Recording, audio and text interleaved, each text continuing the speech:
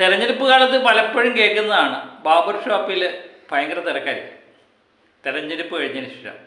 അന്നേരത്തെ അത്തിക്ക് പിടിച്ചൊരു ഇതുണ്ടല്ലോ, അന്തം കമ്മികളെന്നോ കൊങ്ങികളെന്നോ ഫംഗികളെന്നോ എന്ന് പറയാവുന്ന കുറച്ച് ആൾക്കാരുണ്ട്. അവർക്ക് സിരകളിൽ അങ്ങ് രാഷ്ട്രീയം കയറി നടക്കും.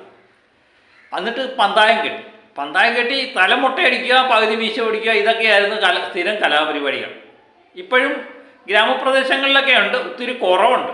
ഇപ്പം അന്തമൊക്കെ ഒന്ന് വലിഞ്ഞിട്ടുണ്ട്. എന്നാലും ചിലവരൊക്കെ ഇതിന് തയ്യാറാവും. രാഷ്ട്രീയ നേതാക്കന്മാർ തന്നെ ഇതിന് തയ്യാറായാൽ പിന്നെ പറയാനുമില്ല അല്ലേ. നമ്മുടെ ബേപ്പൂർ മണ്ഡലം, നമ്മുടെ മന്ത്രി മുഹമ്മദ് റിയാഫാണ് അവിടെ മത്സരിക്കുന്നത്. കഴിഞ്ഞ പ്രാവശ്യം അദ്ദേഹം 28,000 ചിലവാന വോട്ടിനാണ്, 28,747 വോട്ടിനെങ്ങാണ്ടുമാണ് ജയിച്ചത്. അത് തരംഗത്തിൻ്റെ സമയത്താണ്. ഈ പ്രാവശ്യം അല്പം വിയർക്കും എന്ന് തന്നെ നമുക്ക് ഇലക്ഷന് മുമ്പ് തോന്നി. കാരണം PV അൻവറാണ് അവിടെ അദ്ദേഹത്തിനെതിരെ മത്സരിക്കുന്നത്. പിണറായി ഇഫത്തിനെതിരായിട്ടാണ് മത്സരം, മരുമോൻ ഇഫത്തിനെതിരായി മത്സരം എന്ന് പറഞ്ഞുകൊണ്ടാണ് അൻവർ നേരത്തെ തന്നെ, എനിക്ക് തോന്നുന്നു UDF ആദ്യമായിട്ട് സ്ഥാനാർത്ഥിയായിട്ട് പ്രഖ്യാപിച്ച വ്യക്തിയാണ് അൻവർ. സ്വന്തം സ്ഥാനാർത്ഥിയാകുകയായിരുന്നു, പിന്നെ UDF വെന്തുണ കൊടുത്തു. ആ അൻവർ ഇപ്പോൾ പറയുന്ന കാര്യം കേട്ട് കഴിഞ്ഞാൽ നമ്മളൊന്ന് ഞെട്ടിപ്പോകും. എന്താണ് അൻവർ പറയുന്നതെന്ന് നമുക്കൊന്ന് കേൾക്കാം. ഞാൻ ഒറ്റ കാര്യം, പത്രമാധ്യമങ്ങൾ നമ്മുടെ കോഴിക്കോടത്തെ എല്ലാവരും കൂടെ ഇവിടെ ഉണ്ടല്ലോ, ഞാൻ നിങ്ങളോട് മുഹമ്മദ് റിയാസിനെ ഇത്രയും കോൺഫിഡൻസിലാണല്ലോ സംസാരിക്കുന്നത്, വെല്ലുവിളിക്കണം 65,000 അല്ലേ. അപ്പോൾ എൻ്റെ വെല്ലുവിളി ആ പറയുന്ന ആത്മവിശ്വാസത്തിൽ സത്യസന്ധമായിട്ടാണ് ബേപ്പൂരിലെ വോട്ടർമാരോട് അദ്ദേഹം പറയുന്നെങ്കിൽ, കോഴിക്കോട് പത്രമാധ്യമങ്ങളുടെ മുന്നിൽ നിങ്ങളുടെ പ്രസ് ക്ലബ്ബിൽ ഇരുന്നിട്ട് ഞാനൊരു അഗ്രിമെൻറ്റിന് തയ്യാറാണ്.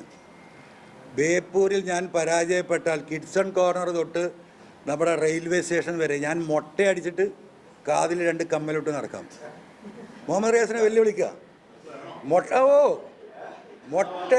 മൊട്ടയടിച്ച് കാതിൽ 2 കമ്മലുമിട്ട് കിഡ്സൺ കോർണറിൽ നിന്ന് ആരംഭിച്ച് മിഠായി തെരുവിലൂടെ കോഴിക്കോട് റെയിൽവേ സ്റ്റേഷൻ വരെ പോകാൻ തയ്യാറാണ്. മുഹമ്മദ് റിയാസ് കമ്മലിടണ്ട, മൊട്ടടിക്കാൻ തയ്യാറുണ്ടോ? വെല്ലുവിളിയാണ്. അങ്ങനെ മെയ് 2-ാം തീയതി നമ്മൾ കാത്തിരിക്കുകയാണ്. കോഴിക്കോട് അൻവറാണോ അതോ റിയാഫാണോ മൊട്ടയൊക്കെ അടിച്ചു പോകുന്നത്? റിയാഫ് ഏതായാലും സംഭവിച്ചിട്ടില്ല കേട്ടോ. അൻവറിൻ്റെ വെല്ലുവിളി ഏതായാലും റിയാഫ് ഏറ്റെടുക്കും എന്ന് തോന്നുന്നില്ല. ഈ രാഷ്ട്രീയത്തിൽ ഇങ്ങനെയൊക്കെ രസകരമായ സംഭവങ്ങൾ നല്ലതാണ്, പക്ഷേ നേതാക്കന്മാർ തമ്മിൽ ഇങ്ങനെ ഫൈറ്റ് ചെയ്താൽ വളരെ കഷ്ടമാണ്. കാരണം തെരഞ്ഞെടുപ്പ് കാലത്ത് ആർക്ക് വേണമെങ്കിലും ജയിക്കാം, ആർക്ക് വേണമെങ്കിലും തോക്കാം. ഇതാണ് അവസ്ഥ. അളിക മുകളിൽ എറിയ മന്നൻ്റെ തോളി മാറാപ്പ് കയറ്റുന്നത് ഭവാൻ എന്ന് പറഞ്ഞ പോലെ ഇന്ന് ജയിക്കുന്നവൻ നാളെ തോക്കും. അതാണ് അവസ്ഥ. ആ കാലത്ത് ഇങ്ങനെ പന്തായം കെട്ടാൻ തുടങ്ങി കഴിഞ്ഞാൽ വലിയ കഷ്ടമാണ് എൻ്റെ അൻവറിക്ക. അത് നാൾ വരെ കൂടെ പനിച്ചു കിടന്ന വ്യക്തിയുമായിട്ട് വലിയ ബുദ്ധിമുട്ടാകും അല്ലേ. ഇതാര് ജയിക്കും എന്നറിയില്ല. ചിലർ പറയുന്നുണ്ട് ആത്മവിശ്വാസത്തെയാണ് ഇത് കാണിക്കുന്നതെന്ന്. അൻവർ ഇങ്ങനെ പലപ്പോഴും പല ആത്മവിശ്വാസങ്ങളും കാട്ടാറുണ്ട്. ലോക്സഭാ ഇലക്ഷനിലും അൻവറിൻ്റെ ആത്മവിശ്വാസം കണ്ടു, പിന്നെ ഉപതെരഞ്ഞെടുപ്പിലും അൻവറിൻ്റെ ആത്മവിശ്വാസം കണ്ടത്. ഇപ്പം തേണ്ട ബേപ്പൂരിലും അൻവറിൻ്റെ ആത്മവിശ്വാസം കാണും.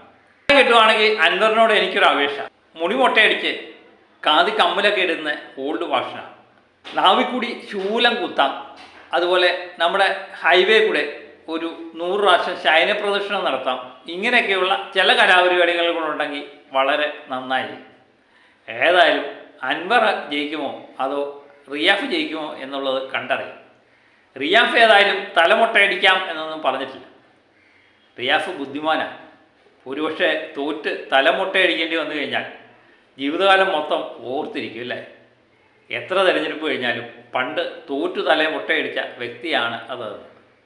അതുകൊണ്ട് റിയാഫ് അത് ഏറ്റെടുക്കാൻ തയ്യാറാകുമെന്ന് തോന്നുന്നില്ല. ഇനി അൻവർ ജയിച്ചാലും നമ്മൾ അടുത്ത പ്രാവശ്യം പറയും, തലമുട്ടയടിച്ച് കാതി കടുക്കനുമൊക്കെ ഇട്ടുകൊണ്ട് നടന്ന വ്യക്തിയാണ് ഈ അൻവറിക്കായത്. ഇതിൽ പരം സന്തോഷം അൻവറിന് വേറെ എന്ത് വേണം അല്ലേ. കാത്തിരിക്കാം, കാത്തിരുന്ന് കാണാം.